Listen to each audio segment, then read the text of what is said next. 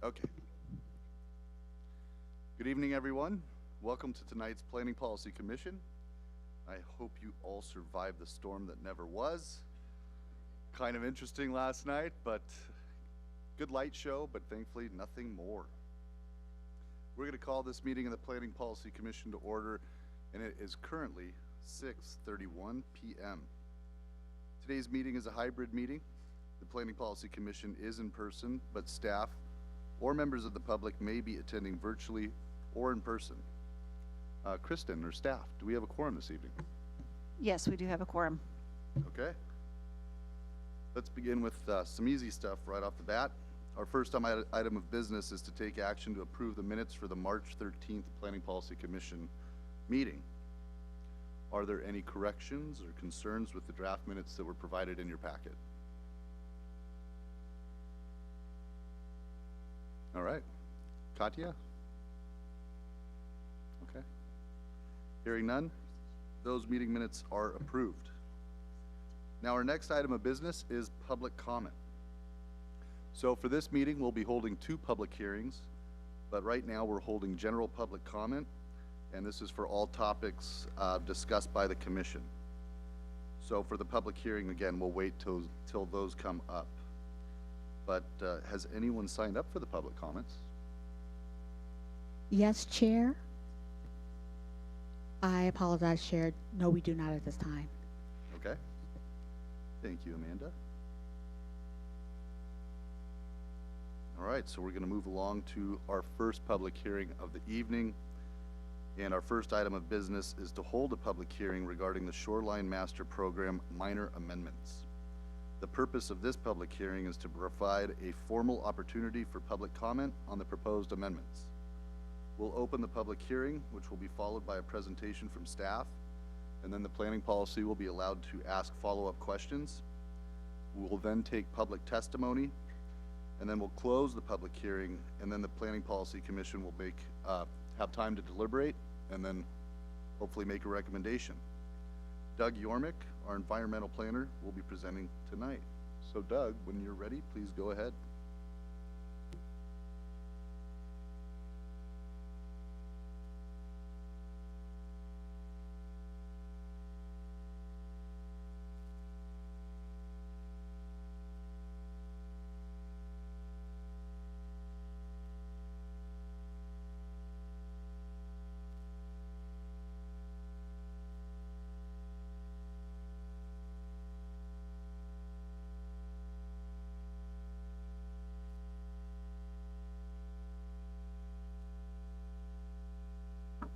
Sorry. Good evening, Commissioners. My name is Douglas Yormick, Environmental Planner with Community Planning and Development, here to present the edits to our Shoreline Master Program. Before we get started on the presentation, I'd like you all to contemplate if there are additional SMP standards to consider or proposed edits to Ecology's required and recommended edits.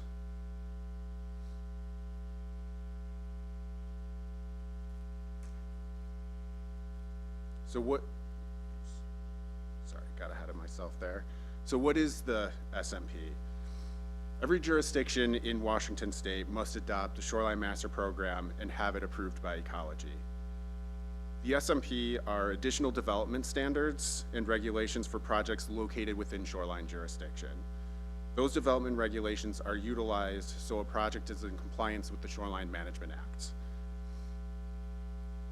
So shoreline jurisdiction is defined as 200 feet upland of streams with a 20 cubic feet per second flow or greater, lakes greater than 20 acres, all marine waters, and associated wetlands to the above 3.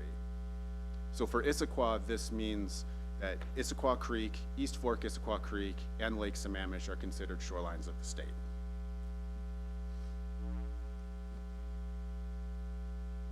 And then just for reference, here is a map indicating all of the map indicating shoreline jurisdictions within the city.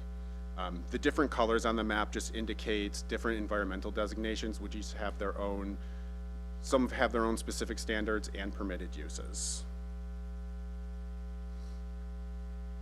So now for some background. Between 2021 and 2023, CP&D staff undertook a rewrite of our land use code, Title 18. As part of that project, we drafted a locally initiated amendment to our Shoreline Master Program and worked with Department of Ecology to address a few items in our SMP that we wanted to change. Those included increasing our stream buffers from 100 to 150 feet for shorelines of the state, created dock lighting standards for new and redeveloped docks along Lake Sammamish, and eliminated buffer reductions in averaging for both streams and lakes. Those locally initiated amendments were approved by council in 2023, and the edits were then transmitted to Ecology in June of 2023. Ecology's review is an additional public process that has an additional comment period, and during that time we received additional comments from WDFW, and we responded to those comments back in October of 23. And then finally, after almost 2 years from submitting it to Department of Ecology, we got a conditional approval letter, which is included in your packet as Exhibit B. Included in that conditional approval letter were 4 required and 3 recommended changes before Ecology will grant us final approval. First, the required edits. When a critical area has a potential to be impacted by a project, a series of steps must be used in developing that proposal. We call those mitigation sequencing. Our SMP identified those mitigation sequencing steps by referencing the mitigation sequencing that are in our critical area ordinance. However, the Shoreline Management Act has an additional mitigation step that was not included in our SMP. Ecology wants us to put that in there and eliminate the reference to the mitigation sequencing in the critical area ordinance. And then wetland classification and rating was included by referencing our critical area ordinance, but Ecology requires the Shoreline Master Program to call out specifically in the document the wetland classification and rating system that's used. So we provided those updates. And then for the recommended, there were some internal and external code references that were incorrect.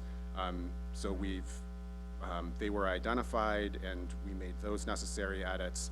And then an additional edit was to remove our flood hazard appendix to the Shoreline Master Program, since the flood hazard code isn't necessary for consistency with the Shoreline Management Act or the SMP guidelines, and that our Shoreline Master Program would still remain in compliance with the SMP guidelines through implementation of section 5.8 of our SMP, which is the flood hazard section.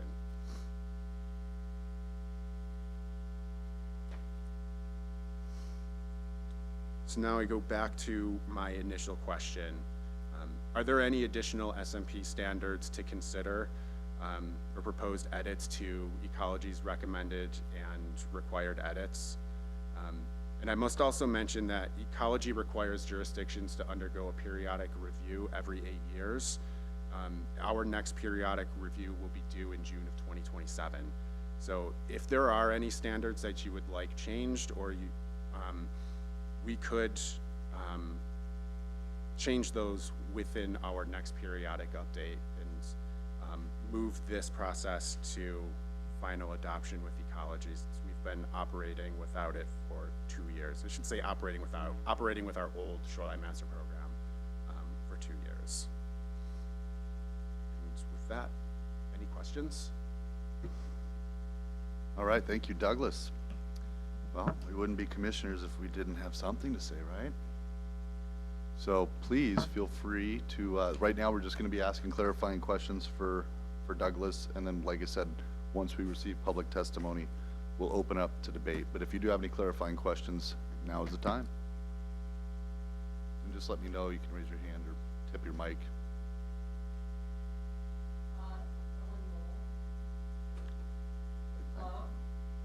Yeah, Commissioner Mole, I don't see you on our screen. I should be here. Could you please turn on your camera?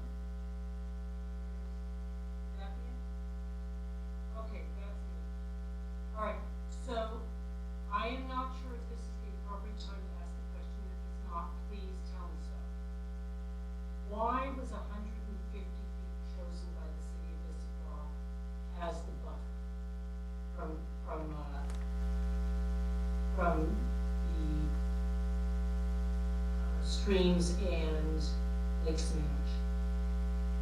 Sammamish? I should clarify, it's not 150 feet from Lake Sammamish. That buffer is 35 feet, and that remained unchanged during our local initiated amendment process.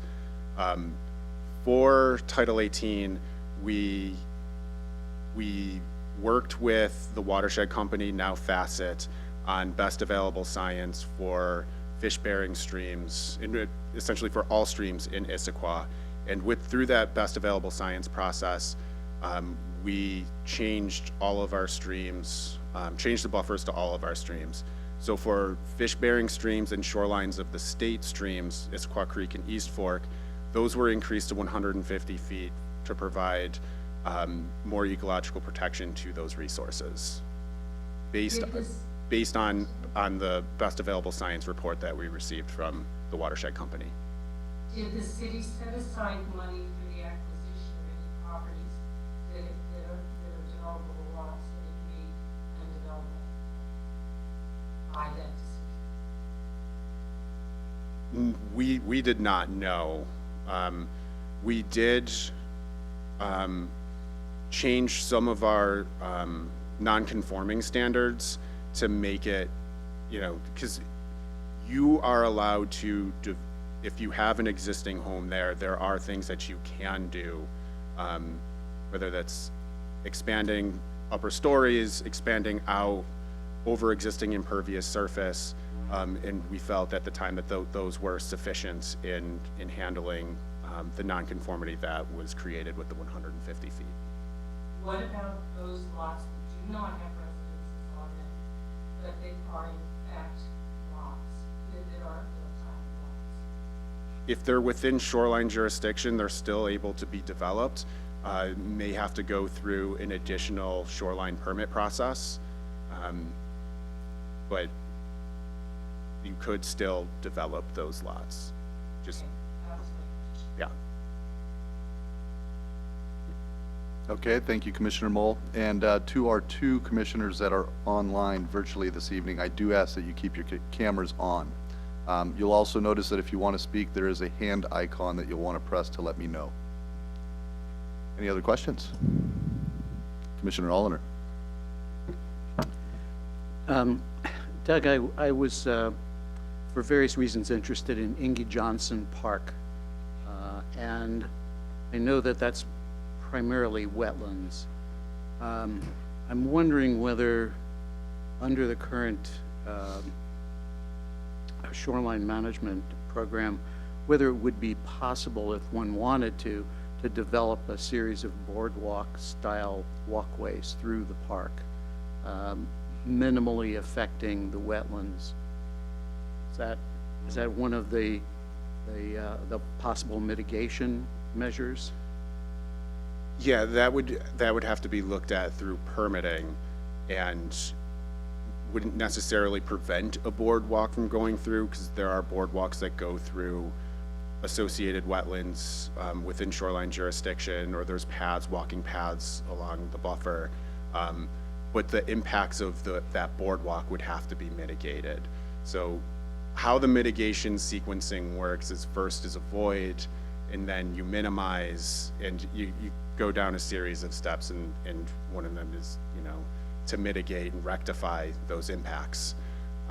So if you were to construct a boardwalk through, you would have to, and went through the permitting, you would have to replace the functions that were lost from that boardwalk going through the wetland. And that would be either creation of wetland somewhere else, or expanding the wetland that's currently there, or purchasing wetland credits, typically Keller Farm Mitigation Bank in Redmond.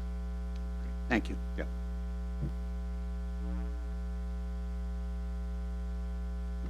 Commissioner Krass. Hi, John Krass. You mentioned a moment ago that if there's an existing home on a property within, 150 feet, they can be redeveloped. I live right next to Issaquah Creek, so I'm familiar with. There's a bunch of older homes that kind of go around it. Are there any new rules as part of this, or has nothing else changed in terms of the ability for the homeowner to update their properties, et cetera? With what I was presenting to you, no. And then with our locally initiated amendment that we started to go through years ago, we didn't really change anything that would prevent somebody from developing a site or redeveloping a site. If it's existing, it would be handled with our non-conforming code.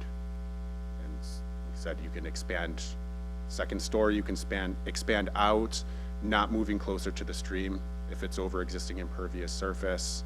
And then if it's over 500 square feet, if that expansion is over 500 square feet, there's stream buffer mitigation plantings that you would have to do.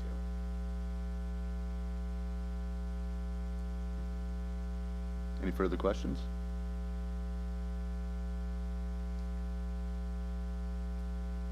Okay, if there are no more questions, we will go ahead and open the public hearing at 6:47 PM.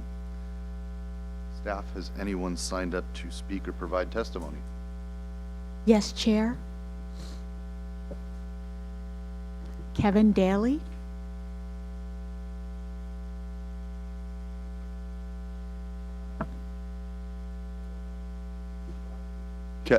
Kevin?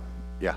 And then, I apologize, one real quick thing before you start, Kevin. Sure. I do ask that all people that make public comment this evening, keep them to 5 minutes or less, and that is also for any virtual people that would like to make comment as well.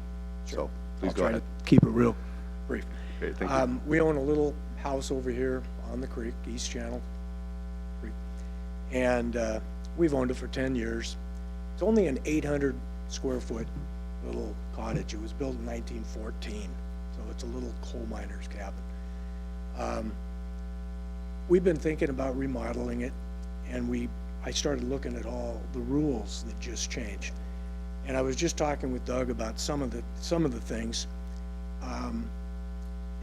Basically before, you could do some stream mitigation, and you had to be 75 feet from the creek.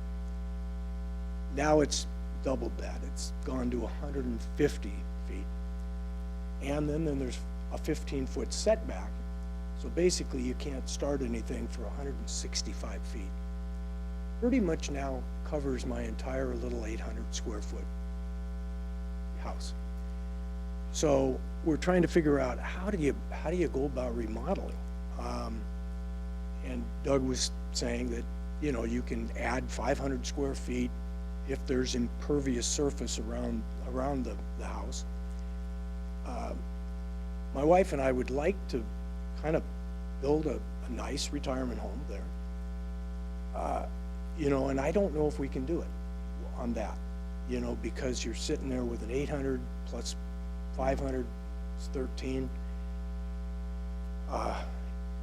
And then I thought it was like a catch-22. I thought there's something in the codes about 75% maximum remodeling cost of your tax appraised value of your house. Well, that little house is only appraised at $109,000, so that would, I thought, shoot, that gives me a budget of $80,000 to remodel this thing. But Doug was saying, no, it's, that isn't, I don't think I was reading that incorrectly. So thank God that's not the catch-22 I thought it was.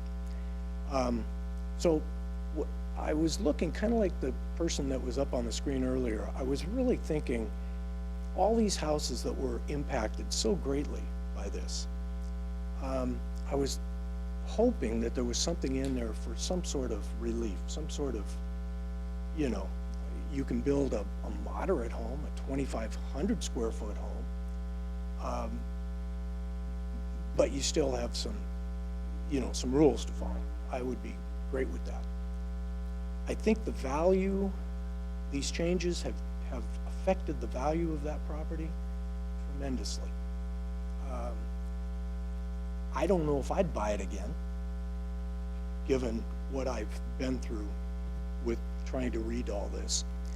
So I would ask the commission to look at that, look at the homes that have been impacted so greatly by this, and maybe create some relief, create some ideas about how somebody such as myself that wants to live in Issaquah and does, just down the street, but I want that house to be my house, so. I'd ask for some considerations, because this was such a big change, and it really did impact the value. Ironically, I got a note in the mail today about a developer that wants to buy the property. And I thought, you don't know diddly about that property, you know, because you're not gonna want that property. But anyway, I would ask you to consider that. Consider these houses that have been impacted. And try to create some sort of creative relief for that, so people can do something modest there. Thank you.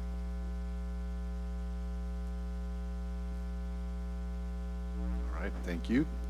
Staff, has anyone else signed up to speak this evening? No, Chair.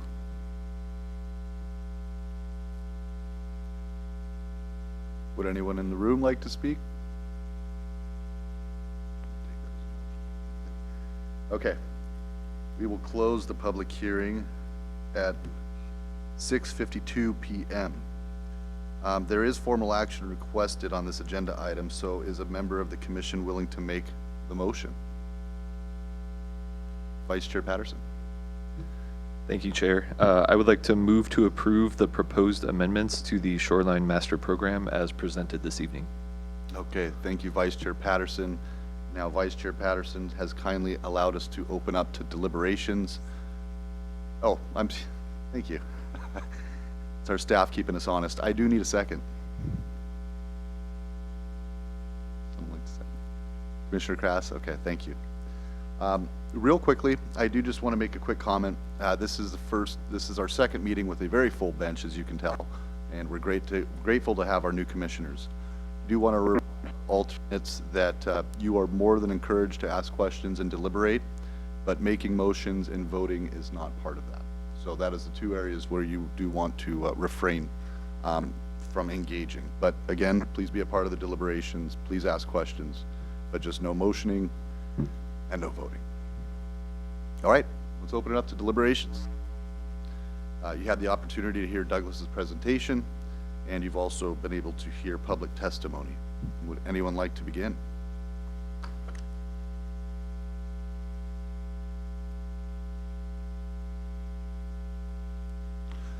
Yeah, we want to keep questions real light because that portion is over, but yeah, if you need very quick, small questions. We don't want to get into the Sorry, question Doug, and answer one other session. question. This gentleman brought up a good point. Where did the 500 feet come from? Is that something that's always been there, of the taking an existing property and being able to add more square footage? Is that a new number, or has that always been there? No, that number has always been there, and what the number is if you expand your home or structure greater than 500 square feet, then you have to do an equivalent 1-to-1 ratio of buffer mitigation plantings along the stream. So it doesn't limit you to 500 square feet, it's just 500 square feet is the trigger for additional action. Okay. Yeah, and the idea really, and just the benefit of all, the reason we don't want to ask questions after public testimony is because it could have impacted the public testimony. So the idea is you're supposed to take the information given, and because there's formal action, now we decide. But again, little tiny clarifiers, I think, hopefully we won't get in trouble. So, okay. Vice Chair Patterson. I'll shoot. Thank you, Chair. Voice. Yeah, just looking at the questions that are in front of us and the updates that were made to this code. I mean, I think what 4 out of the 7 are requirements that we have to make, and for the most part, the other 3 are recommended updates that have to do with just kind of cleaning up references and such. So personally, I don't have too much deliberation on this one because it seems pretty straightforward in my opinion. Thank you, Vice Chair Patterson. Well said.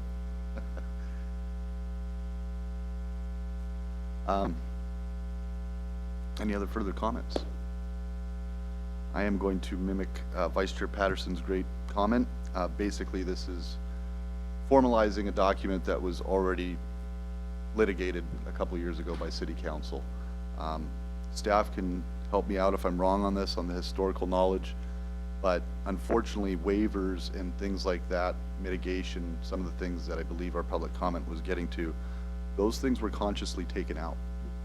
And you know, that would be probably a conversation for your council members or your representatives at this point, because the city made a conscious effort to remove some of those things that were offered previously.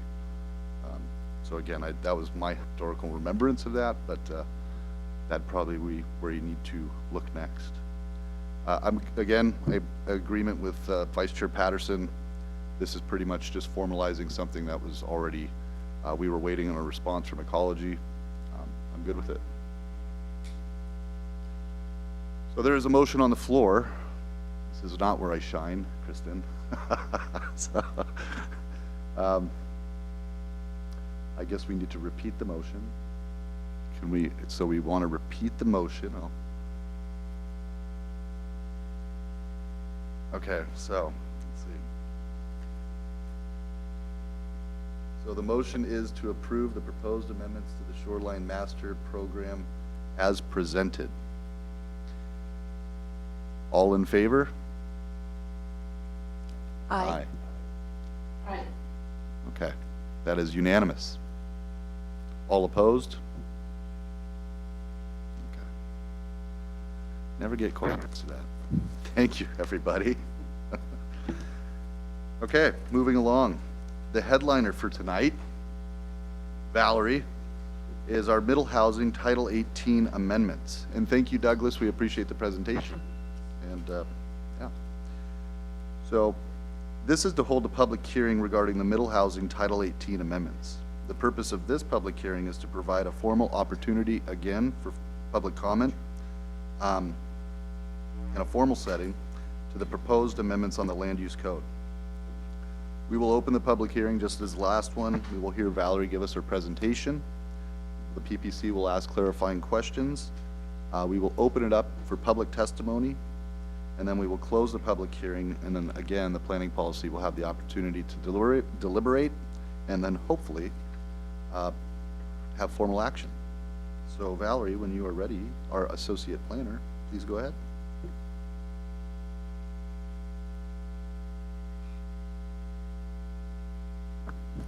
Good evening. Thank you, Chair Voice.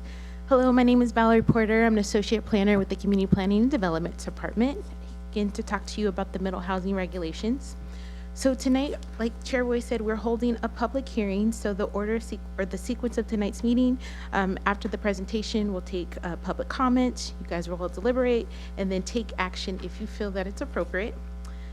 So there's only one policy question tonight, and the administration has a new open space proposal that we'd like to share with you, and we hope, and we'd like to find out if you agree with it. But before I get into the policy question, I just want to remind you guys all of the goals of this project. The first goal is to bring the land use code into compliance with House Bill 1110, which addresses middle housing, and House Bill 1337, which addresses accessory dwelling units.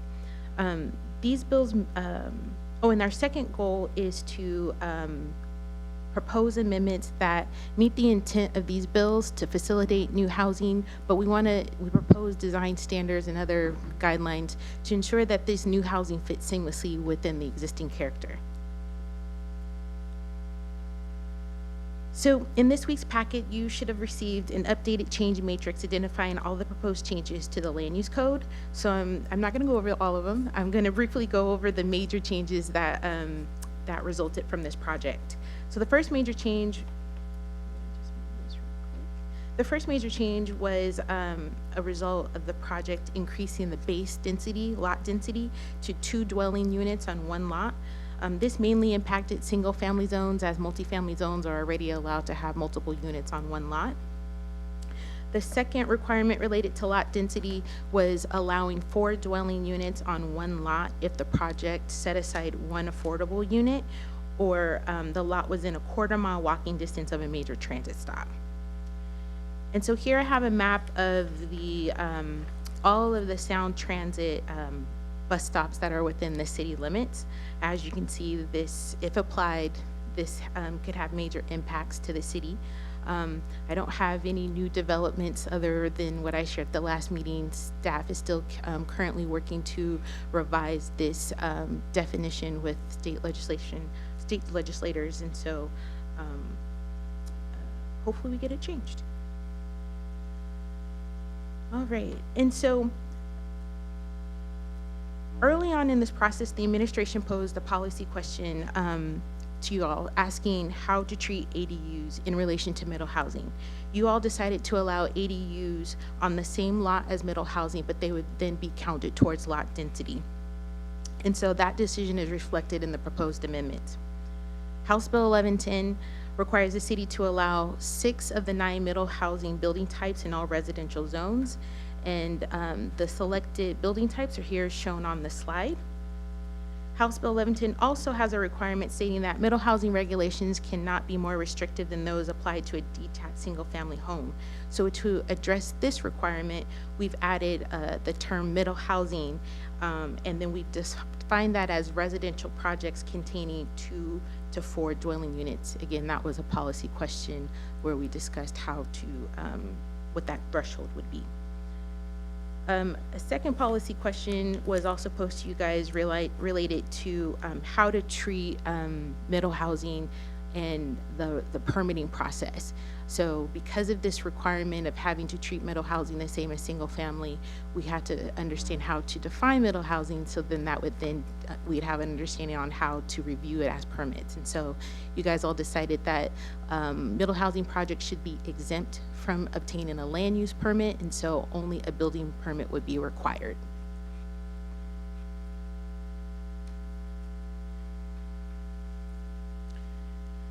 So since new building types are being introduced into the single family zones, as part of this project, we established design standards. There were design standards for single family buildings, but we expanded it to middle housing because there would not be any if we didn't. So that is addressed in the proposed amendments.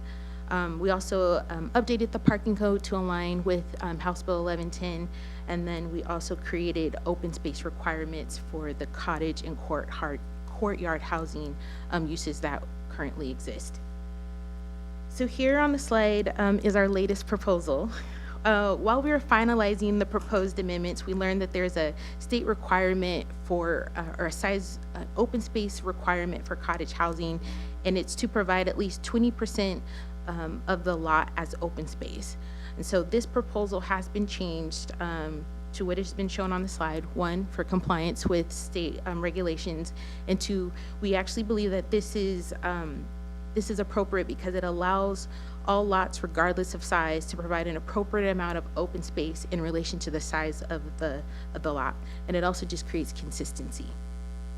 This proposal has also been extended to the courtyard housing, and in addition, the text in red, we've also listed the 60 square foot porch requirement just for easy reference. So this isn't a new requirement. It's always been shown in the multifamily design standards with the other requirements for cottage housing. But again, just so people don't forget that they also have to provide this 60 square foot requirement, we've added it here just for quick reference.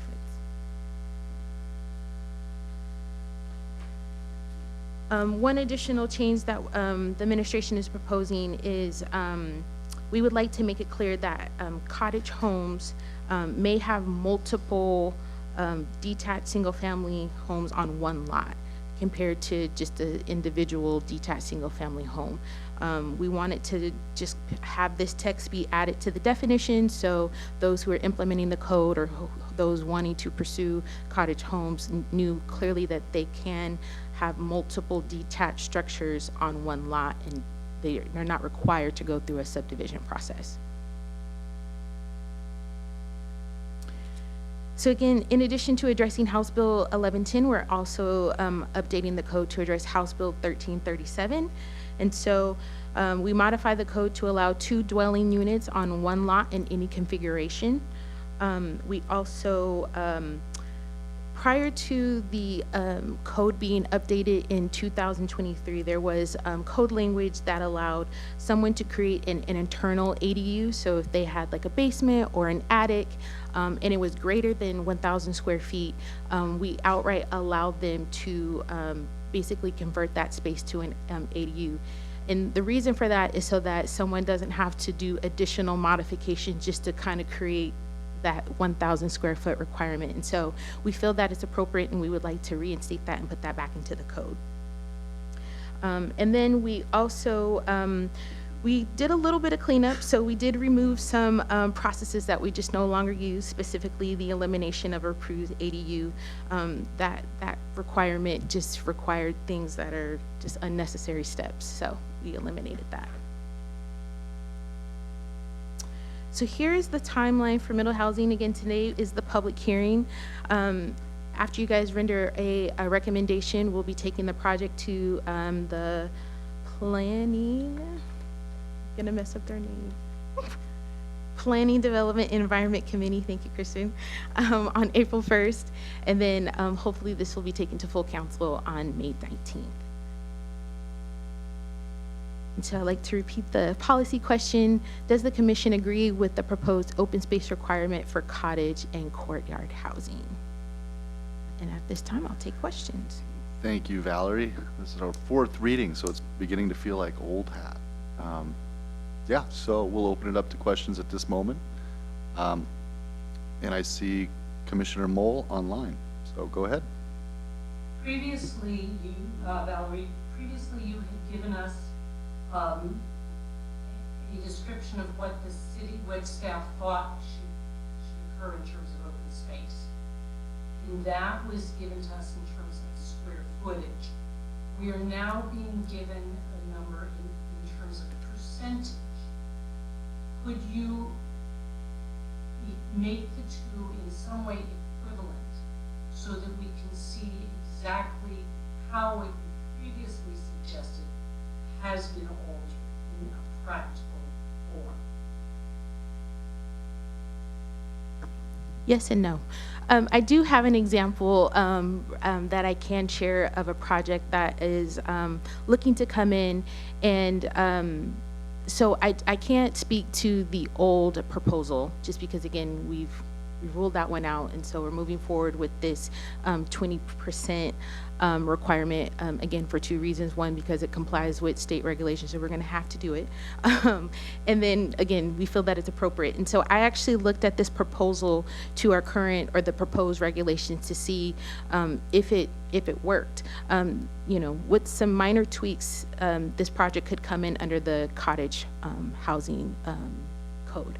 And so hopefully you can see my cursor. Yep.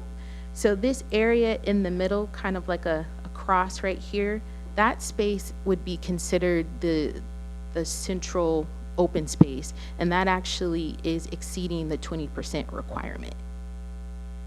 And so just so everyone kind of knows what they're looking at, I apologize, I probably should have started with this, which is this person is proposing 4 detached single-family homes, so cottages, and then 4 parking spaces along the backside, and those would be covered car porches. And I'll be honest that this project is struggling with impervious surface, and so to meet code requirements, they're actually proposing a green roof on top of the covered structure. So that is a 12,000 foot lot, if I'm reading your numbers correctly. yes, So 12,000 feet would be 20% would be 2,400 square feet. Is that correct? 240. 240? Okay, I missed a 0. Okay, so if it's no, it's not 200. Not if it's 20%. 20% is about 1/5. Sorry, 20%. 2,400. You're right. 2,400. Sorry. So it's 2,400 square feet, and we're looking at 2,400 square feet here, 20%. So the green area is included in the included in that 20%. Is that correct? Yes, the area in the middle is the open space, and so yes, that would be considered. When you say in the middle, do you mean that area which is shaded green? I'm talking about the entire space in between the buildings. Okay, that's helpful, thank you. Thank you, Commissioner Mull. Everybody got to practice a little math. It's always fun. On camera. Any other questions? Commissioner Allender. I have a question that's not directly related to the question that you're asking. It goes back to this major transit stop question. What is it that you are asking our legislators to do to change that requirement? So the Department of Commerce has issued guidance on how to apply the major transit stop requirement, and we do not believe that their interpretation is aligned with the intent of that requirement. And so we've been trying very hard to get this resolved, but the best way to address it, we believe, is just to modify the actual definition in the code. And so we're requesting it be very clear on what is considered major transit stops, so like bus rapid transit or commuter rail, but outright exempting sound transit bus routes. Okay, thank you.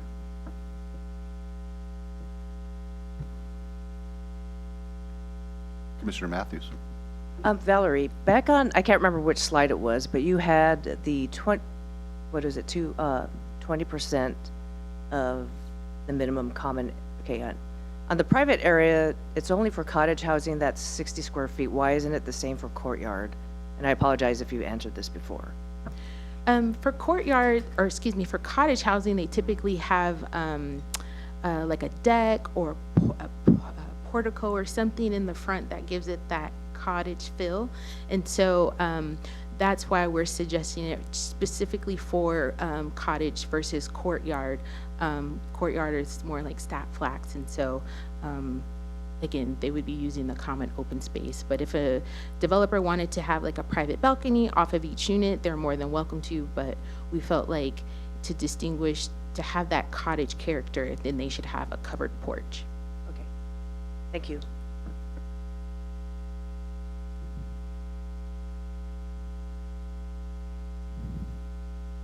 Are there any other questions? Yes, Commissioner Mull. yes. I have seen numerous references to the old town, and I've seen references to Squawk Mountain. Sycamore, the development is within the city of Issaquah. It is part of the city, and yet I've not seen any references to Sycamore, even though it's the base of Squawk Mountain. Could you please fill me in on how this all affects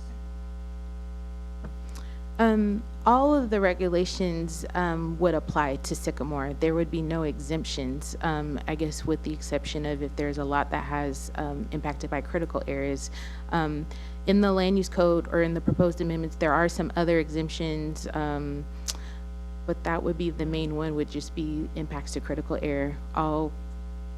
Every lot would have to apply to these provisions. So cottage housing can be built throughout Sycamore? Yes, that is if the development has an existing HOA that exempts this type of development. So if there are existing covenants or rules, then that would exempt it. But other than that, they would be allowed to allow this type of development.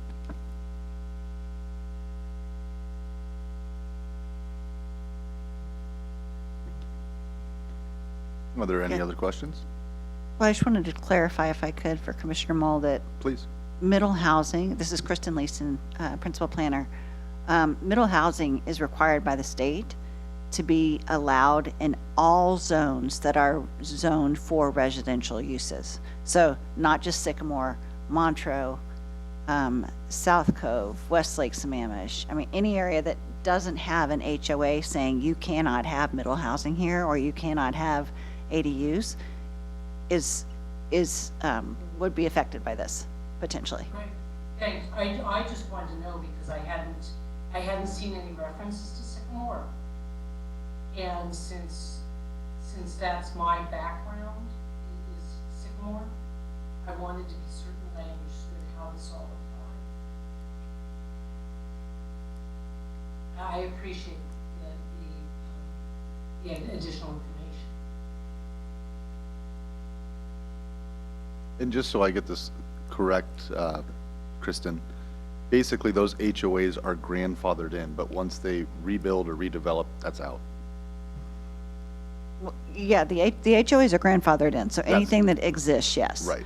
If anybody were to come along after this and write an HOA saying that these aren't allowed, Correct, okay. those don't work. Are there any more clarifying questions for Valerie? Vice Chair Patterson? Going back to the major transit topic, I'm just thinking about the action that we're taking tonight, and I'm curious what we have to accept versus what we can recommend differently, because I think, like we've discussed before, we seem to have some alignment on like transit centers, for instance, but like what control do we have as a city to define this, or how can we present this in a way it's like we agree to this in principle, except this part? Like, how do we kind of fine tune that as part of our action this evening? That's some of the questions that we've been asking behind the scenes, trying to figure out, how can we make this work for Issaquah? Unfortunately, we have to apply the code as is, which is why we're requesting the modification of the definition. So in a previous presentation, I think I identified that we've taken that out, the definition of major transit stops out of the definitions, so that in the event that we do get this change, then it just wouldn't apply to us. So maybe just thinking ahead a little bit, maybe a recommendation to determine what the city finds out about, the definition of a major transit stop. We can report back on, what the findings are, Yeah. I think, after a decision is made. But as far as applying the code, we have to apply the code. I feel like I'm going to play Jeopardy here because I'm going to piggyback off Vice Chair Patterson. I think, is there a way when we do our recommendation, we can kind of, point the direction that the Planning Policy Commission wants to go, which is we don't agree with this definition. This basically lights up the whole of Issaquah with 4 density, which is not what anybody, the residents want. It's not what we want. Clearly, this is hinging on the state policy, but is there a way we can put that into the motion this evening that, we would like to see this, if it goes our way and the legislature works with us, we'd obviously have a preference that yes, so we would like to not see these as major transit stops. Is there a way to do that? Sure, we can capture your recommendation to City Council, and Yeah. as this is a topic of major concern for you all, and you encourage council to work with the legislators to get this thing fixed, whatever, you want to talk about that topic, that can be captured as a separate. Right, it would be captured in the agenda bill, not in the motion itself, because the motion is specific to the amendments, but it can be captured in the agenda bill when it goes to City Council. Yeah, and but highlighted. the motion passes and all that kind of stuff, you do your parliamentary procedures around it, and then you have in addition to this, your recommendation is X, Y, Z on Okay. this topic. Okay, so we make, Can't we amend our recommendation? The motion itself is related to the code language, okay? Can we not But- amend that so that we say we accept the code language, however, we choose to amend this with the following? No, because the state requires that it's a state requirement that we follow the laws, that it has to. I Good. understand, but it is not in the law that we're It is also in the law. The law says, the Yeah, state law says. guidance from yeah, Department of Commerce is where the disagreement is. Right, so this, yeah, yeah, exactly, sorry. The confusion is is how Department of Commerce is interpreting this and what the state says. So the state says it has to be near, you can't allow parking within a quarter mile of a transit stop, major transit stop. That is what the state law says. So we have to comply with that. Well, I think even as long as we can get it across to the council, I think that'll be important enough. I mean, obviously, they read these things, so again, as long as one of my fellow commissioners can start workshopping some language around that, I think we'll be okay. I think the council is obviously watching these as well as we are. They're seeing the same mail that we are. They know exactly where the public stands on this. So I think we just want to make sure we get our point across, even though we are obviously all understanding that this is the matter as of right now, the understanding of the law as it's written. Sure, so there is a bill in state legislature where this fix is moving along, and that additional language to clarify that one bus that takes you to Seattle, standalone Sound Transit Express bus is not a major transit stop language is incorporated. Now, of course, it's not to the finish line yet, but it's moving forward in the right direction. Okay. And we're hopeful that that'll be the outcome.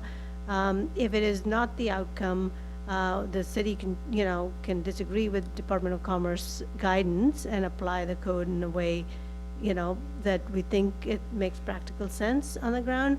However, our preference is to get it fixed so that there's no confusion for anyone.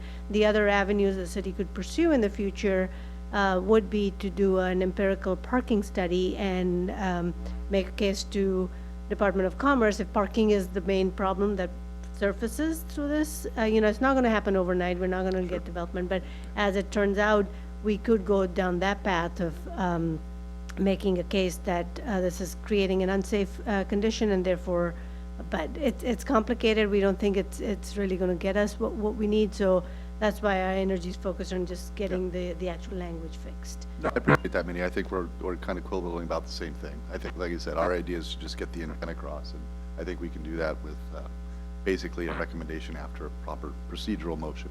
So I think we'll be okay, Sounds good. as long as someone else comes up with the language. So, all right, are there any other questions for, yes, Commissioner Krass? Actually, it's more of a question for you. Sure. So the motion, there's like 10 different pieces that Valerie had. Is there one motion for all of them, or are we going to do for each? Because It's for the entire middle housing. including having the design requirements across all of the city? Yeah. Okay. I think that's for, like I said, you can possibly make an amendment or different, you can add to it. But yeah, the whole idea is we're taking the entire middle housing tonight after we hear testimony. This is Okay. the big packet, so, fourth reading. So We are on the finish line. I'll have to figure out we should talk about, there's something as you know, how I disagree with, so. You can disagree How with we it, have- we can take votes, but ultimately, That's right. yeah, we're looking for action, Okay. so. Commissioner Zakharoff. Thank you, Chair Voice. I actually wanted to probably second and third Chair Voice and Vice Chair Patterson on the idea that our city is not really kind of designed to proceed with a full implementation of 1110 and 1337, but with understanding that this is the requirement from the state, we have to support it at this moment. Also, I wanted to say thank you to Valerie for exploring those options, how to fully show what territory has to be given to the open space. And yes, 20% makes sense to me, way more sense than it was on the previous meeting and the meeting before that, because I had a lot of questions about that. So thank you, Valerie. Thank you. Great, thank you, Commissioner Zakharoff. So are there any other questions before we get to public testimony?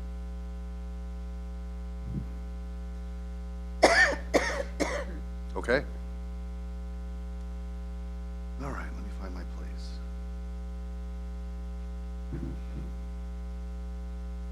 place.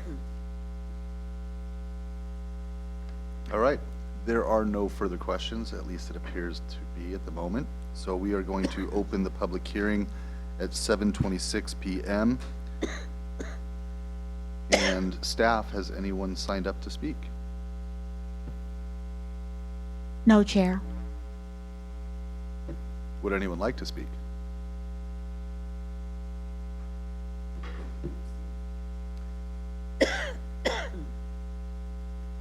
Good evening, Commissioners. My name's Nancy Davidson. I live at 405 Southeast Bush in Issaquah in Old Town.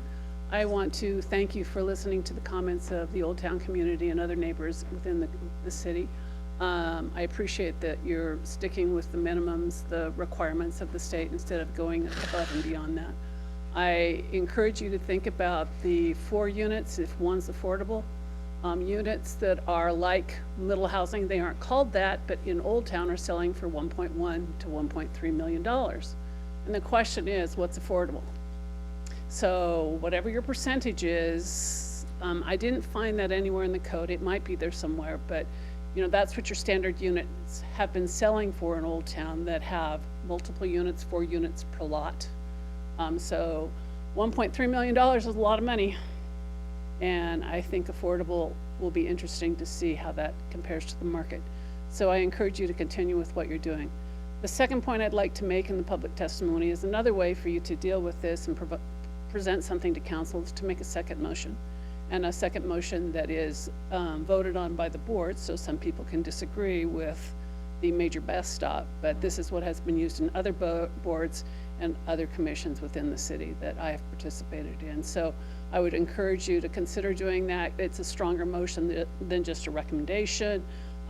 It says that there's the weight of the commission behind it, and it's something for you to consider, but it is really up to your prerogative. But thank you very much for all your hard work on this, and I very much appreciate it. Thank you for your evening. Thank you for that good advice. Is there anyone else who would like to speak? Sure, I was going to say anything, but I'll just add a couple of comments. My name is Wendy Pickering, and I live at 285 2nd Ave Northeast, just down the road in Old Town, and I've been here for 24 years. I was here some weeks ago when we packed the house and had you know, many comments made to the, I forget which group that was, to be honest with you first, but and so I'm not going to go all the way back through that, and I'm still in the process of trying to understand all this, and there's a lot of verbiage and things that I really don't, but this idea of middle housing, and I do get the concept of, you know, 4 units on a single lot, and while that may work for certain places in the city, in Seattle, in the county, and in the state, and I know we have to deal with the confines of the law, but I think what I hear you saying is you're trying to mitigate that to make sense for Issaquah, particularly downtown and Old Town, because of parking concerns, because of density concerns that involve parking and you know, any number of other things. And as I've been listening, I was thinking about the idea of the open space and the green, and I know that previously there were laws about how much pervious land or material you had to keep when you built something new or you were redeveloping and so on. And I'm wondering, where does that fit with, okay, if you stick 4 units on, do those laws still exist? Are they going to keep that same amount, or does that get to change, you know, in light of that development? Do they still have to stick with that same amount of pervious material? And I was also actually thinking about the tree canopy, because we know we're losing canopy all over the place, and if you are going to put 4 units on a lot that previously just had 1, it probably, very likely, very possibly could impact trees. And so I think that this residential small lot upzoning is bad for trees and other wildlife that live in trees and so on and so forth. So I think that there's a lot of levels of of life that we actually need to take into consideration when we think about what we're going to do with our downtown. And I know my personal hope is that we'll be able to stick with no more than 2 units on at least in Old Town and possibly Squawk, where it just seems so very complicated, and find those other areas that are just more amenable for potentially that kind of density. I do have a concern about the affordability that Nancy just brought up. And I was, in articles I've read, my understanding is developers are actually allowed to pay more and not have to have one of those units be actually affordable. So I'm really wondering about the kind of reality here and whether or not it's increasing any, affordable living housing in at least, where things have become so expensive here in Issaquah and especially Old Town. So those are just some of the added concerns I have. And I know other parts of the county, and like South Park has undergone this massive transformation, South Park south of Seattle, and it's really completely transformed the old nature of that community, which tended to be quite Latino in nature, and now they can't even afford to live there themselves anymore, and they're leaving, and there's 4 to 6 units, and it's just turned it into something it can't sustain, and the people who are there can't sustain staying there, and they don't have to have much green space when they build. So I'm not really sure what that means for Issaquah, but I just keep going back to what makes sense to me. We know we need more housing. We're not saying, no, don't come in. We don't want anybody ever, but we need to be sensible. We need to think about the character, the history, the quality of life. Those all are important things. And the quality of our natural environment as well, and impacts it may have. So that's just my kind of little last, word that I'd like to share. Thanks. All right, well, thank you both to our in-person commentators. Do we have anybody online? No, Chair. Okay.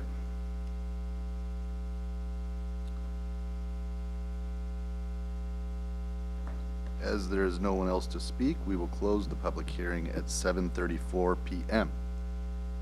All right, some procedural stuff again, because before we can deliberate, we do need a motion from someone, and then a second. Anyone like to make a motion to begin deliberations? Commissioner Alliner. I move to accept the Title 18 amendments and changes as presented by Assistant Planner Valerie. Okay.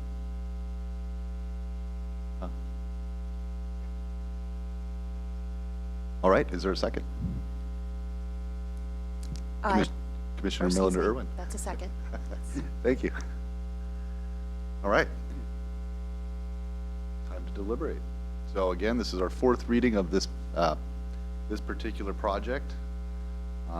Again, I know a lot of you have heard all of this. I know some of you, like I said, I know it's a little bit difficult. You are catching a moving train. The idea is not to relitigate everything, but again, this is your opportunity now to comment on things you're concerned about. But as of right now, basically, we're looking to provide action, hopefully in the form of a recommendation. Valerie pretty much summed it up pretty succinctly. Again, if there are questions or concerns, now's the time to make them, and we'll see what we do with that when we get there. But now's the time. Commissioner Krass. Hi, Commissioner Krass. Is this where we do an amendment or just deliberate? Because Might want to give us a little bit more information about why you want to amend it, but sure. So the one that stands out that we've talked about before is when we move on the design standards to go from something Old Town, which is a distinct neighborhood with Old Town charm, hence its name, to something citywide, I think it's a much bigger decision and a discussion.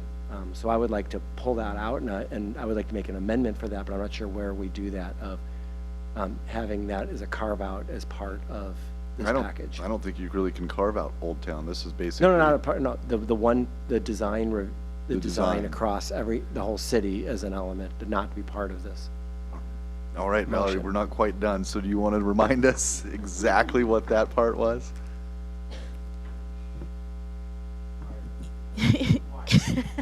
I believe what Commissioner Krass is speaking to are the proposed, the policy question that I think we had at the last meeting, which was pulling out 2 requirements that are currently being applied specifically to the Old Town area, and then we were going to apply them citywide. And so they were related to building modulation and basically blank wall treatment. So could choose from 3 or 4 methods to apply to your facade so that you didn't have a blank wall. And so I believe that's what he would like to remove from the code, and yes, that is a possibility. So I believe, bear with me, staff. We're going to have John make a motion to begin deliberation on his topic, and you need a second. Yes. And then we'll begin a deliberation on John's topic alone. We'll take a vote. If it passes, we continue to move on. If it fails, sorry, John. But, all right. So you're the motion maker. So I'd like to make a motion to remove the citywide design standards from this package until there's more study done, and keep the rest of the pieces in as discussed. Is there a second? Vice Chair Patterson? I will second so we can further discuss. Okay. All right. Please, yeah. Commissioner Krass? So the reason why I've dug in my heels on this one is, I think when you start regulating things that are subjective, design being one of them, I think it's a very big step for any type of city to do. I understand if someone moves into a neighborhood where they have a very strict HOA, like Klahani or Talus or something like that, you kind of understand what you're getting when you move in there.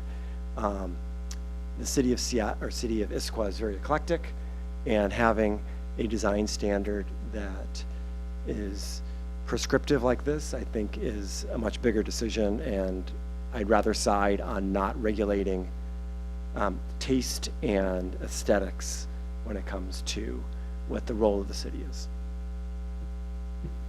All right, you've heard Commissioner Krass's argument for. Is there someone else? Am I looking? Yes. Commissioner Mole? Yes, I think we should say first, do no harm.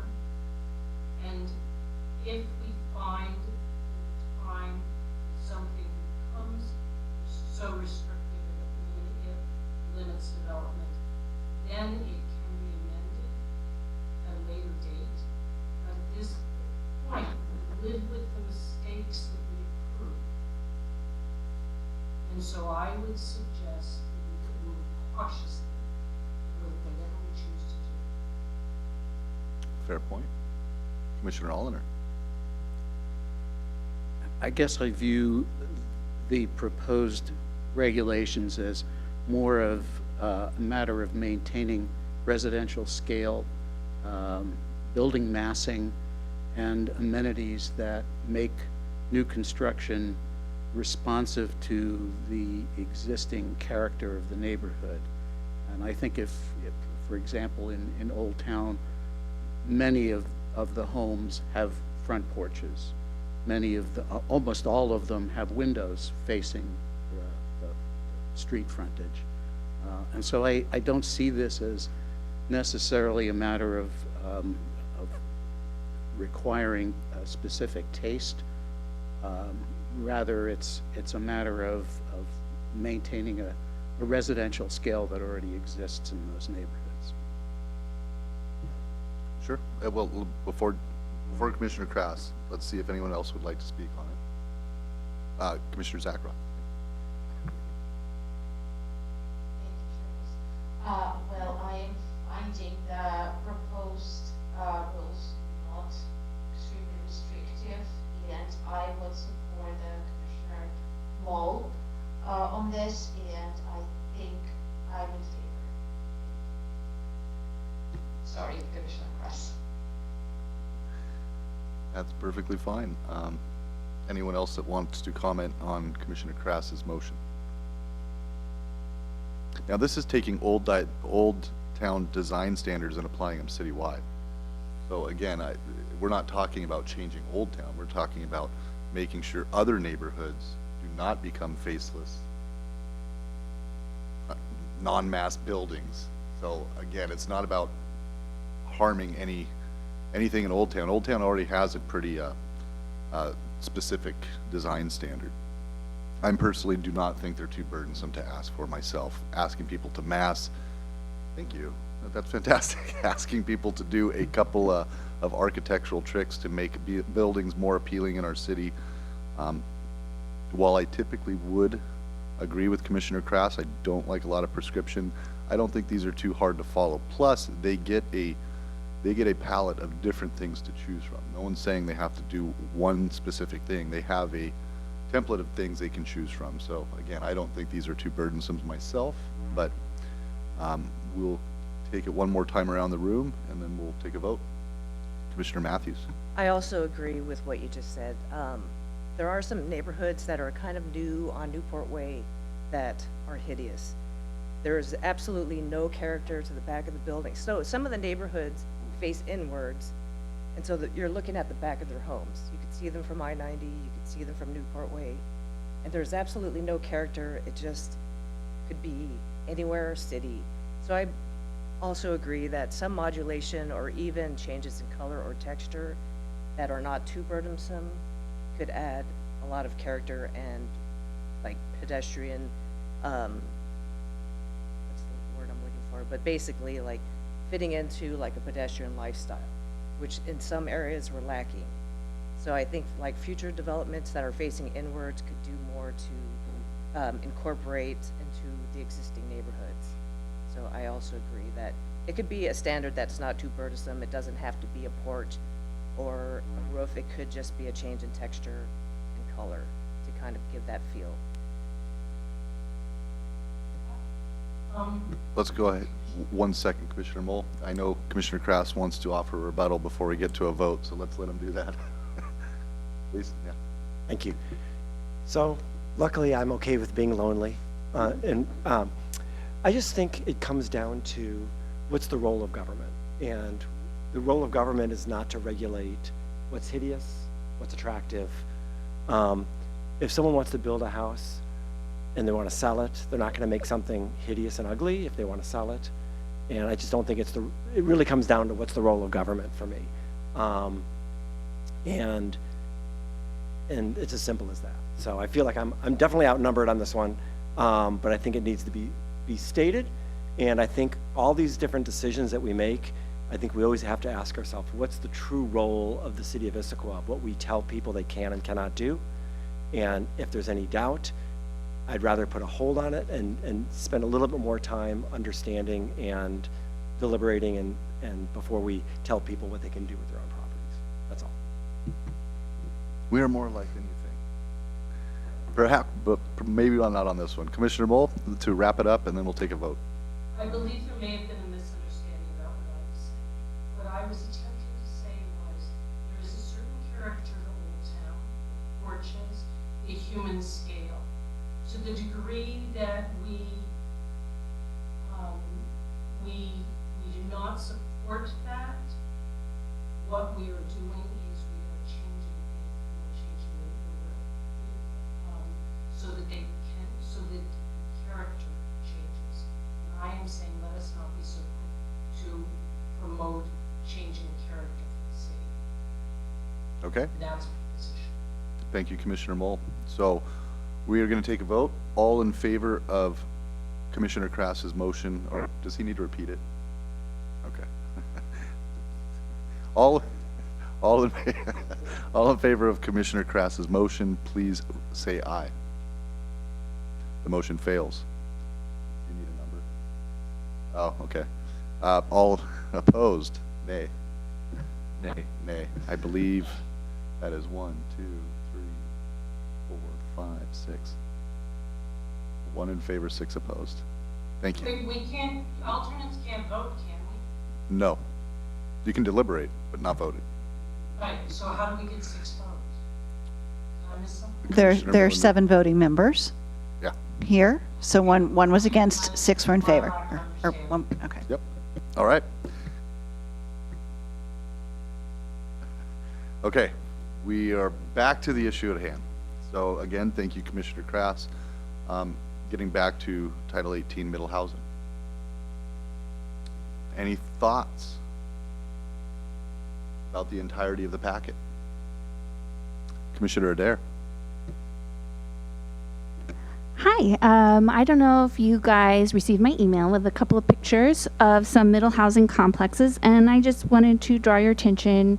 I don't want to extensively relitigate this element, but it occurred to me at the time, and I was not a commissioner then, so I thought I would bring it up now. This is for single-family and middle housing design standards. When you look at Section C, the front entrances where it says residential structures must be oriented with the front of the home facing the street or with front doors facing a transportation facility. So my one concern with that is that you wind up basically causing confusion with the rest of the page, because I feel like it kind of contradicts some of the things we say later on. For example, there's a lot of points about the duplexes and middle family housing and what direction they should face and where the sidewalks should go. And I think if you're saying, oh, they can face basically what amounts to a driveway, the developers could put the driveway anywhere. And I also think it kind of goes against the stated intent of the guidelines to prioritize pedestrians, because I think when you make everything oriented towards the driveway, you're naturally prioritizing vehicles. And I also think it's representing a safety risk to have a front door that opens directly into what is basically a vehicular motorway. So my suggestion would be that we just kind of discuss this a little bit and maybe consider just Xing out facing a transportation facility. Okay. Happy to, if someone's willing to make a motion on Commissioner Adair's point. Otherwise, we'll move along. No, she's bringing up something she'd just like us to discuss, but, so if somebody wants to make a motion, well, she's asking to take it out. Just that one transportation, I'm like, if we could discuss taking it out, we don't, yeah. Right, but we don't want to deliberate unless somebody makes a motion. So, somebody want to make a motion on Commissioner Adair's behalf?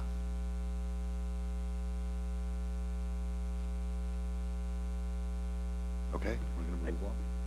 I just, Commissioner I Oliver. don't really want to make a motion, but I would ask staff to clarify whether in fact there is a conflict between the section that requires an unobstructed pedestrian walkway to the sidewalk or public right-of-way versus this question of do we dump people out into driveways? So, no, the administration doesn't believe that there's a conflict. The transportation facilities is describing roadways, alleys, any motorized facility. So it wouldn't be considered a driveway. Yeah, I guess that, and the policy question that we posed at the last meeting was whether or not the code should have separate walkways from the driveway. And so I think that's what Commissioner Adair is getting to, is that yes, your front door, in order to get to the transportation facility, you would have to be directed towards the driveway if the developer does not design a specific pathway from the front door to the adjacent right-of-way. Commissioner Adair? Hi, so just to read it though, so it says front entrances. Residential structures must be oriented with the front of the home facing the street or with front doors facing a transportation facility. So that means alleyway or perhaps a private drive, like in the pictures I sent. That would mean that you're basically dumping people directly into the right-of-way, right? Because they could just open the doors straight onto that, which is kind of my issue about it being a concern for safety. Like some of the pictures I sent you, there are complexes within Issaquah that do it, right? Where they just open straight, and that's my concern, is it's a safety issue.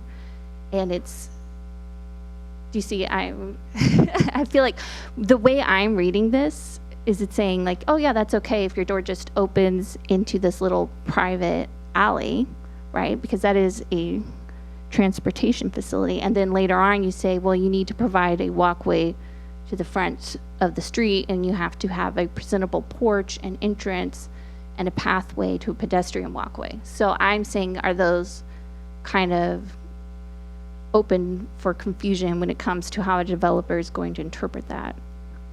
Nope, I don't think that it would create confusion. So some of the images that you presented, yes, that's how someone chose to, they're presenting that as if it's a long driveway, but we would consider it an access way. And again, I guess speaking to the design standards, you have options. You don't have to do a porch. You can just do a covered or recessed entryway. So you wouldn't, so to your point, yes, we would be directing someone to an access way, and if someone chooses it to be an alleyway, then yes, but there's certain instances where that would happen. But I believe our code is pretty clear that if you have an alley or a public right-of-way, like so one side is the right-of-way and then you have an alley on the backside, you would have to point it towards the public right-of-way. You wouldn't get to choose. It would be the public right-of-way first. Okay, so they have to, there are rules that say they have to, and they can't just point to this and say, oh, but up here it says I can open onto a transportation facility. Right. So I'm going to do this instead. That's mainly my concern. Right, no. Right. Yes, you would have to point to the public right-of-way, and then access, or the alley is secondary access.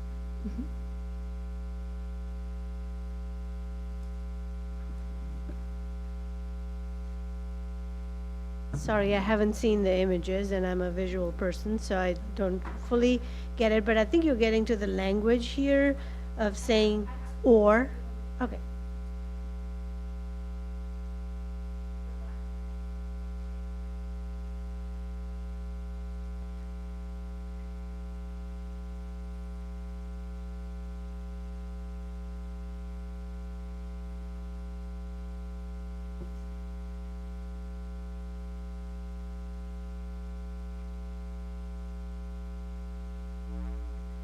So I think what happens with these is that you know, the intent here is public right of way, right? And so the first sentence and after the front entrance is saying residential structures must be oriented with the front of the home facing the street. The problem you're bringing up is it says someone could say or with the front doors facing a transportation facility.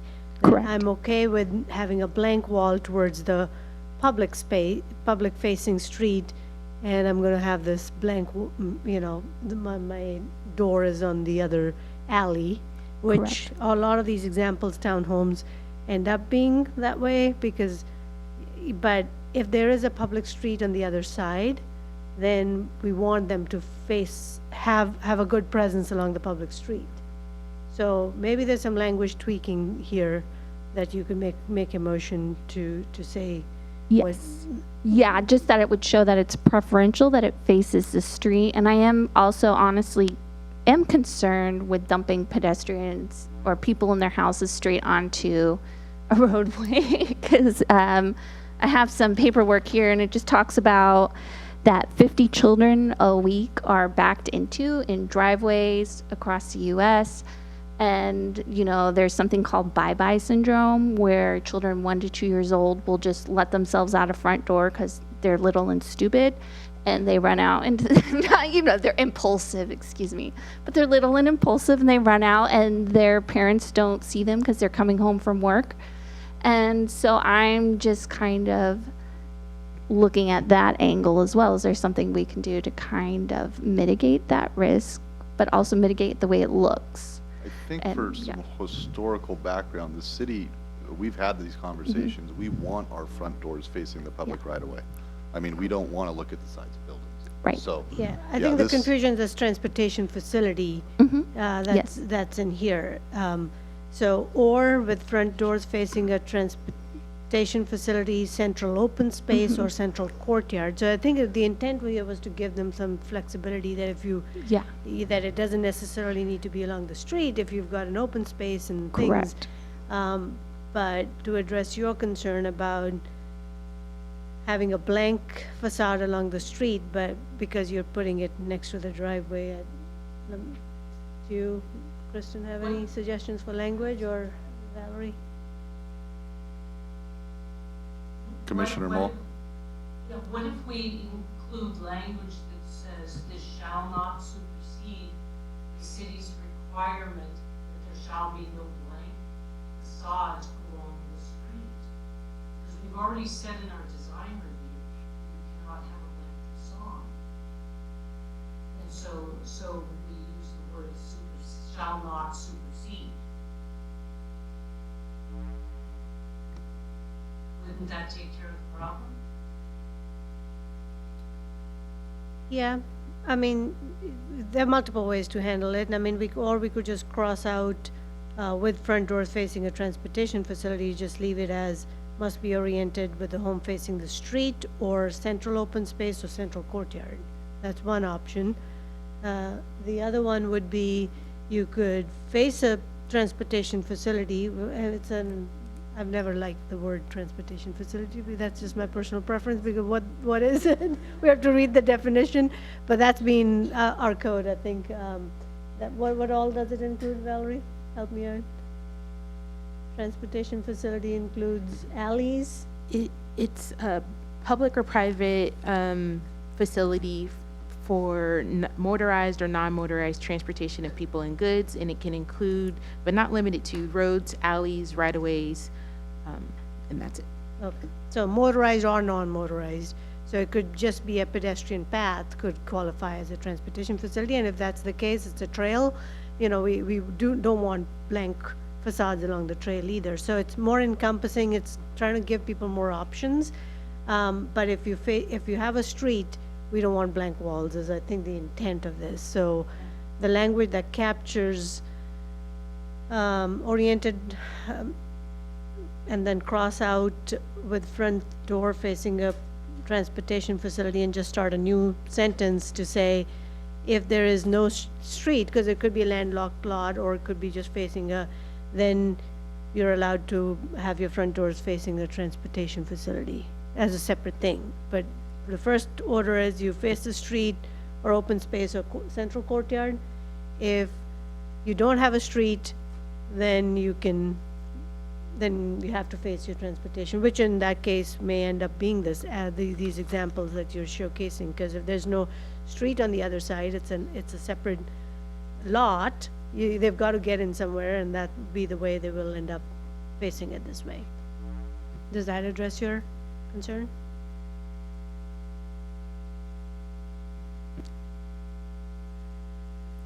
So you're saying, yeah, so there would be basically two sentences where we're doing it, the residential structures must be oriented with the front of the home facing the street, period. Or if that's not the case, or, yeah, front of the street Well, or courtyard or open courtyard or space, yeah, and then the second period. sentence is, Yes. if there is no frontage along the public street, or if none of these Yeah. are possible, then you have to face the transportation facility. Correct. Okay. Does that work So what for we us? want to do now is we want to, because to amend language, you do need a motion. So would somebody like to make a motion to amend the language? I'll make a motion to amend the language. Okay, As we Commissioner. discussed. What? To what, To though? what She just said. Yeah, that's my out too. I'll be the first to admit it, that's what I do too. To the two sentences with the first, the homes, the If- entrance faces the street. Yeah, if staff could read secondary- it back, but, Right, yeah. exactly. But we will need a second too. I second. Thank you, Commissioner Millender-Irwin. Gotta wait for our motion first. Yeah, the Robert's Rules, that's a great book, but, oh my God.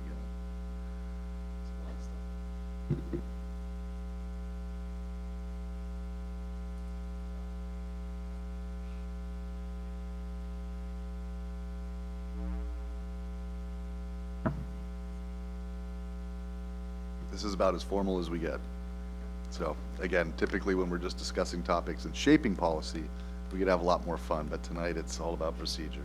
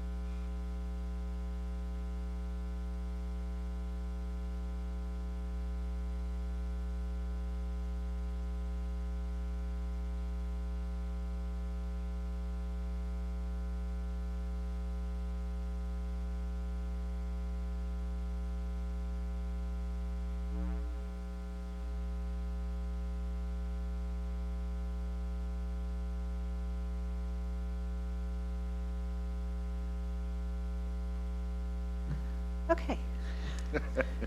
So, there is a motion on the floor. The motion is to amend the language to say residential structures must be oriented with the front of the home facing the street or central open space or central courtyard. If either of these options is not practically feasible, then the front door shall face transportation facility providing access to the development. And you can just, is there a second? Is there a second? I second that motion. Thank you, Commissioner Millender-Irwin. All in favor of the motion on the floor, say aye. Aye. The language is not correct. Oh, The grammar's not correct. That might have been a misread on the, but we It will, should be none of the above, not either. Either's two. And you got three. okay, thank you. Correction noted. correction noted. I didn't catch my two on screen. Was that an aye from Commissioner Zakroff? Okay, so that was unanimous. That was 7. Yeah. All right, so that's been added. Okay, moving along. Further deliberations on the packet as a whole?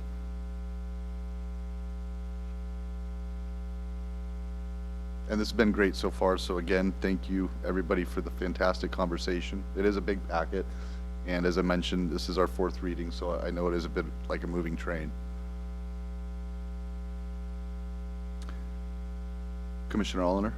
I just, we've been receiving a lot of suggestions and recommendations from the public, and I think it's worth clarifying that underlying zoning, underlying land use requirements still stand. So even though these new amendments allow for, say, 4 units on a site, they still have to, the developer still has to abide by all of the other requirements, whether it's floor area ratio or impervious surfaces or any other requirements. And that may very well limit the number of units you can have on that site.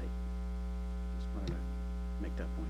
No, that's a great point, Commissioner Allender, and I believe, kind of to one of our speakers this evening, yeah, there's a lot of land that's going to be encumbered by many different things. The idea that you can just build 4 units anywhere in Issaquah, that is not true.